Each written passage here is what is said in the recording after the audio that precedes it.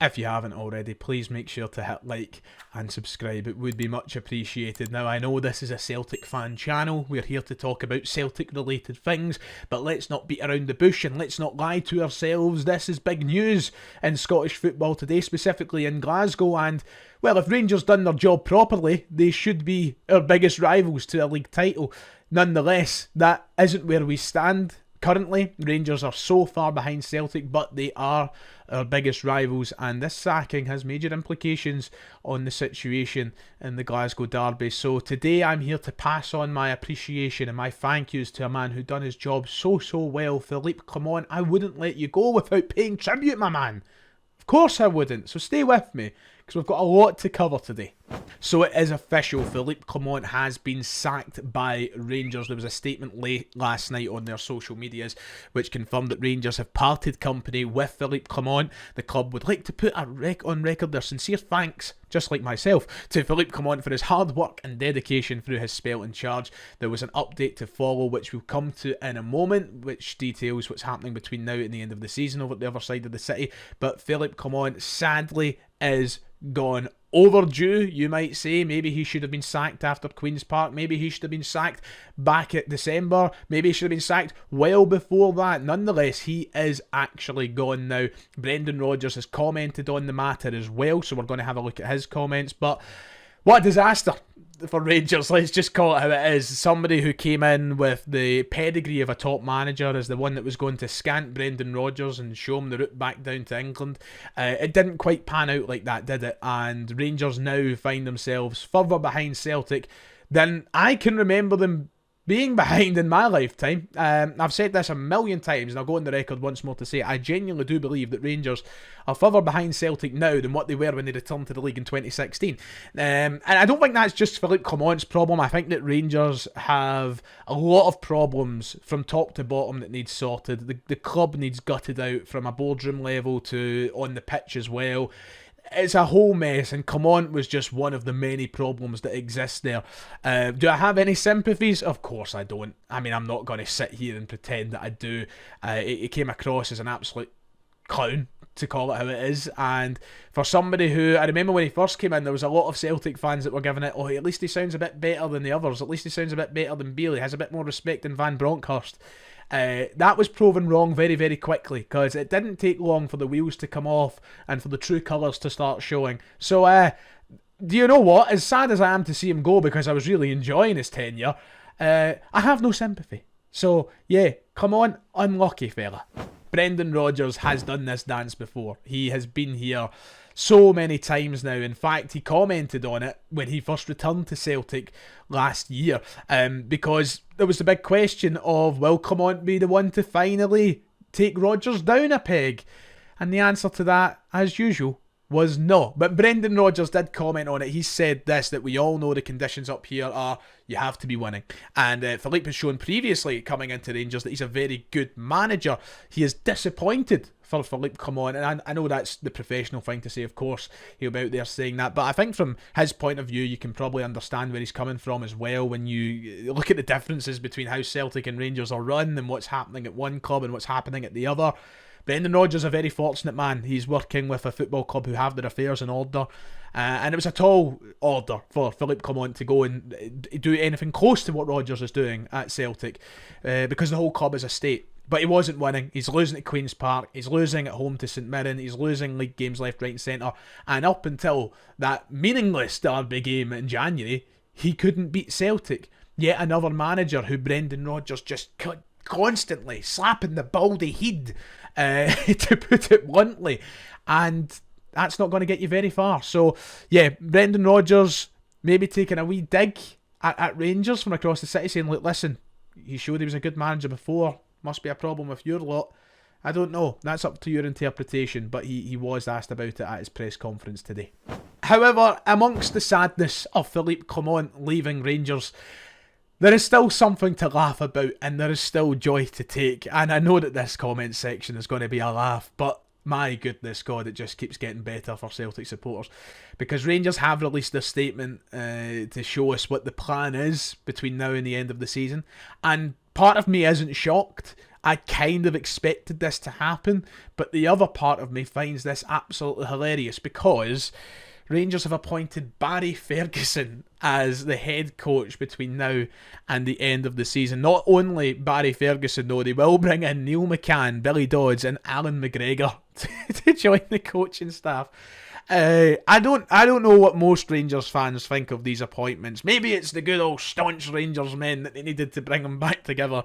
But to have the wall puncher Alan McGregor, who seems like he can't have a conversation post-defeat, to have Neil McCann, who hasn't shown great managerial abilities, and to have Barry Ferguson, who has had some disastrous runs as a manager. Couldn't he manage his way into a fucking taxi, Barry Ferguson? I mean, if you've seen his Blackpool run as interim down there and the things he's done, this is hilarious reading for Celtic fans, and I think most of us did expect this. They're trying to catch up on Celtic. Of course, they want to try and get closer, but getting rid of getting rid of Alex Ray to then bring in Alan McGregor and Barry Ferguson doesn't seem like the substitution that's going to work, lads. I'm not going to lie. And who knows, maybe I like my words and all of that, but to be honest, great reading. Tremendous reading, to say the least. I guess if I was to try and look at it the other way, this is simply Rangers just trying to put a bandage over the excessively bleeding wound between now and the end of the season, and until these new owners potentially come in, it wasn't going to be about bringing in a full-time appointment right now. There would be no point in that, considering there is new owners potentially coming in. Why would they appoint someone now for new owners to come in and then potentially not like the new manager? So I get why they've went down the route they have. I just think it's going to be a good laugh. Will Ferguson and McGregor and the rest of them be able to get a tune out of that group of players? I don't know. Maybe as I said, the staunch Rangers men will be able to do so, but I don't know. This could get comical. I mean, the league's done. Celtic could win a treble. Rangers' only hope of success this year is an unrealistic Europa League win. So I don't know what the aim is for Rangers fans. It's about pride and dignity at this point for them. A lot of that's already gone. So yeah. I'm going to look in from the outside, having a good laugh, and we'll see what happens in a couple of weeks' time at Celtic Park when we meet for the derby, I suppose. On that note, Philippe, I could not let you go without paying tribute. And when I say pay tribute, I mean pay tribute properly. I have prepared for you a beautiful compilation of your best times at Rangers Football Club. Thank you for the services you have provided to Scottish football, and thank you to everything you have done for Celtic Football Club, my man. You have been an absolute joy, and this isn't coming from a place of bitterness. This is just coming from all of those times that you made the comments about Celtic and blaming everybody else for your defeats and blaming everything else on losing to Celtic constantly. This is just coming from a place of sheer thanks. Remember that, Philippe. So sit back, enjoy, and remember, always look on the bright side of life. I don't have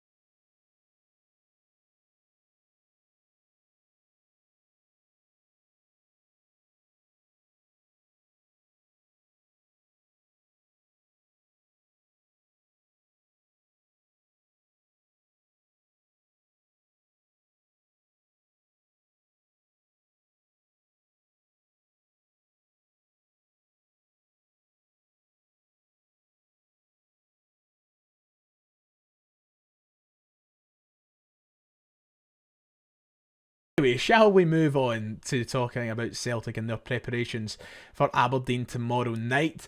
A big game at Celtic Park, of course. The last time we met, it was 2-2 at Celtic Park. In that game, remember, we were 2-0 up at half-time. We somehow threw the game away and dropped points.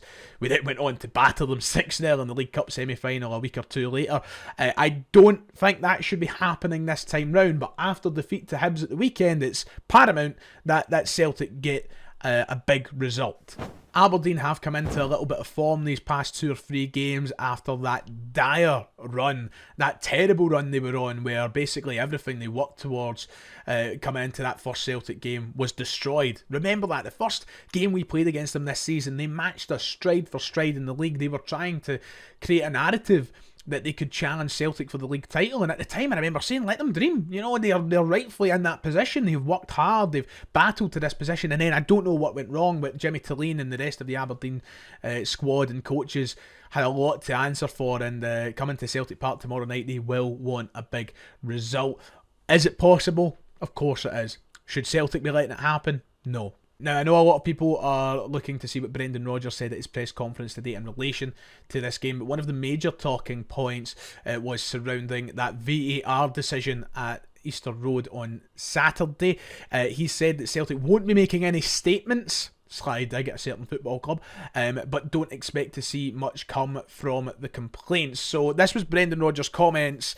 I'll bring them up on screen now, courtesy of 67 Hale. Thank you very much, lads. He said that he doesn't think there's any more footage of it. He thinks the club are going to go through the process, but we don't make statements and do all sorts of things. We just go through the procedure and the process, which is for the club to speak to the SFA and get a feeling of what they think. But obviously, we haven't had anything back yet. My feeling is that it will just be the same after watching it.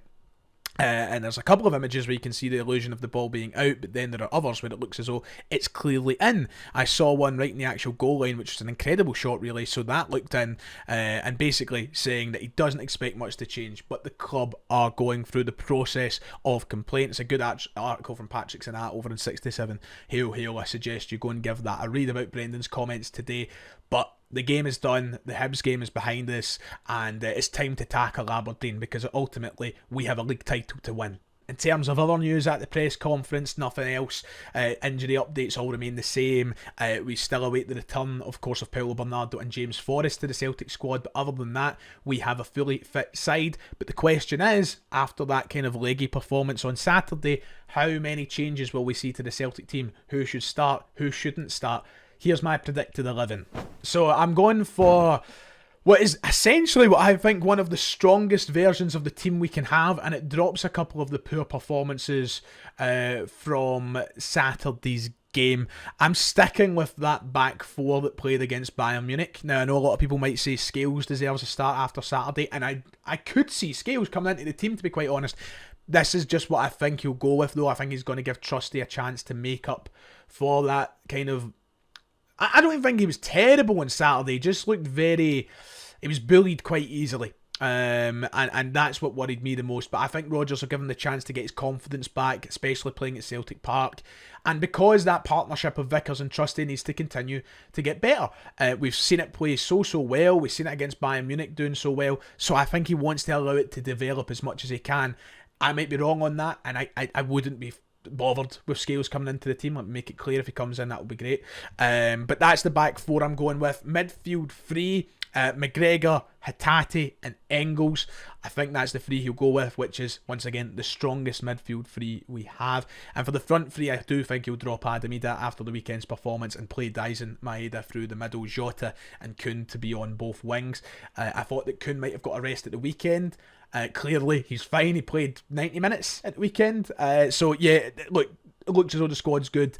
The positive thing about this game going into the next is we have such a decent break now between here and St Mirren. I believe we play St Mirren on Sunday. So, is it Sunday or Saturday? We've got a good break because this is a Tuesday game, is what I'm saying. It's not a Wednesday. We've got a nice wee break in there, an extra day to kind of rest up.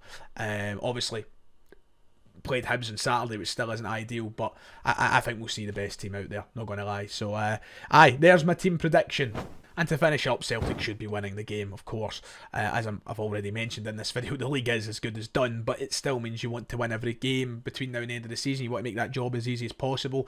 And you want to win the league as early as possible, don't you? I don't know what the exact chances are of securing league titles against specific teams or specific match days, but you want to make it as easy and as early as possible, so you can, just kind of wrap up things and put your energy elsewhere. But yeah, big game. I predict 2-0 Celtic, and up the road into the weekend. Easy days. Right, ladies and gents, that's it for today. If you've enjoyed, make sure to hit like and subscribe. Philippe Clement, you'll be missed, and I'll see you all next time.